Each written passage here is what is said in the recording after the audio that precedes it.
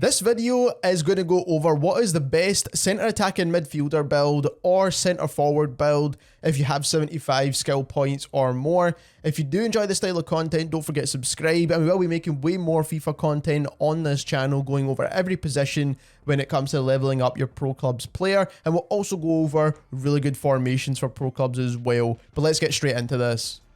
So as we can see here, we've got our overall player profile with the attributes and everything here now. And what we're going to do is go over the player profile first. Now, as you can see, the position at the moment is centre attacking midfielder. If you do adjust this and make this a centre forward, you get different attributes. So it's going to boost certain ones and bring down certain ones. So as you can see here, passing is 83, shooting is 77, and pace is 80, and dribbling is 85. Now, if we do switch to centre forward now, and it's going to depend on obviously what your team's formation is in pro clubs. Now you've got dribbling at 84, so that's took a 1 downgrade. Passing is took a downgrade by 5. Shootings took an upgrade massively, and pace is about the same. But like I said, it's just going to come down to personal preference, or it's going to come down to what your formation is with your pro club's team. Now, if you do want a bit better shooting, then obviously choose centre forward. If you want a bit better passing, which is what I would recommend, then I would choose centre attacking midfielder, because you will be having to play the ball to your main striker or strikers, depending on the formation you're playing. So we're going to go through the actual cam variant of this, because like I said, I do think it's the best way to build it. When it comes to height, 5'6", 5'7", 5'8", 5'9", maybe pushing it if you really need to. I wouldn't really go any taller than that, because your guy won't be as nimble as you need him to be. He does need to be able to dribble past players, so make sure he's not like super tall for no reason. Weight, around about 130 pounds, I've found works really well. You can play around with the weight a little bit. I wouldn't really go anything too high. Again, your player's going to feel really sluggish, especially in this game. So just make sure you're not going anything too high. Preferred foot, just going to be personal preference to you.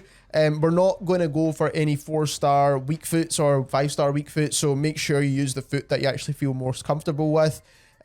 So that one is going to be the one that you're going to be taking most of your shots with. When it comes to perks, I think the only perk that we need to make sure we always have on is Skill Dribbler, especially for attacking midfielder or wingers, is going to be very important. Only like basically your main striker and basically centre backs don't really need to have this perk, but every other player definitely needs to make sure he has this perk. It's very, very important. Then we do have distance shooter, so most of your shots will be outside the box. Especially how the way I play anyway. If you play like a one striker and then basically your attacking midfielder or centre forward is like a kind of secondary striker, then maybe you could choose something else here, like the poacher. But personally, I do think distance shooter will be the kind of most used one here, because you will be sitting on the edge of the box trying to take shots. So that is the one that I would recommend. Now, when we're moving on to the actual skill tree here. So when it comes to strength, you definitely want a little bit of strength so you can hold the ball in the midfield. If you cannot hold the ball, then it's not going to be very, very good for you at all. Losing the ball when you're almost about to score a goal is not what you want.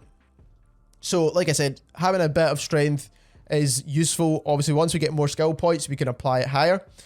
Stamina, again, we do need level 2 stamina, preferably level 3. But obviously when it comes to cams, you don't get all the stamina in the game, so it's not ideal, but level 2 is good enough to last you a full game anyway if you play kind of a bit conservatively when defending.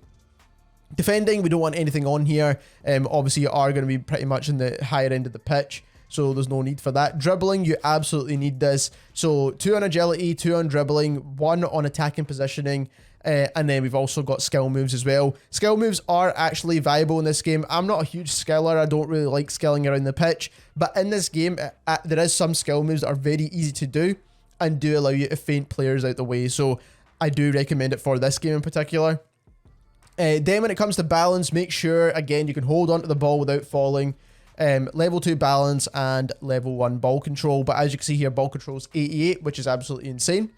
And then when we're moving on to passing, this is something you definitely need. Now, when it comes to crossing, this is going to depend on how you play the game. If you find yourself drifting wide, keep some of the crossing on here, which is what I have here, vision and crossing. But if you don't drift wide at all, you just tend to stay in the middle of the pitch, then you can move those skill points over to the right hand side of this tree or put it on shooting or something else.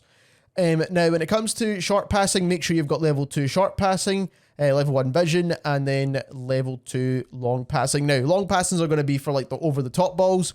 Short passing is going to be try to basically create play when you're maybe like outside the box, and vision is going to make sure your passes actually come off. Shooting here now, so you want to make sure you've got shot power. We don't need 4-star weak foot, because I don't think you should be finding yourself like kind of inside the box like all the time. And even then, just make sure you're on your preferred foot there. When it comes to wingers and strikers, I do think you need this, but for a centre attacking midfielder, I don't think it's like super important. If you do really need it, then obviously you can remove the crossing off and then put your 4-star weak foot. Then when it comes to distance shooting, we've got 3 points on long shots, and then we've got 2 on finishing. But again, like I said, you can remove the crossing and put it on finishing if you need to. Pace, we've got it basically the left and right side equal all the way to the bottom here. You don't get the best pace when it comes to centre attacking midfielders, but we basically need to get as much as we can. It's not super important in this game anyway, but it's still going to help when you try to get past players. So overall, this is going to be the best centre attacking midfielder or centre forward build. There is a few minor adjustments you can make to suit your playstyle or to suit your team's playstyle, but for the most part, this is the build that you should be using, and thank you very much for watching.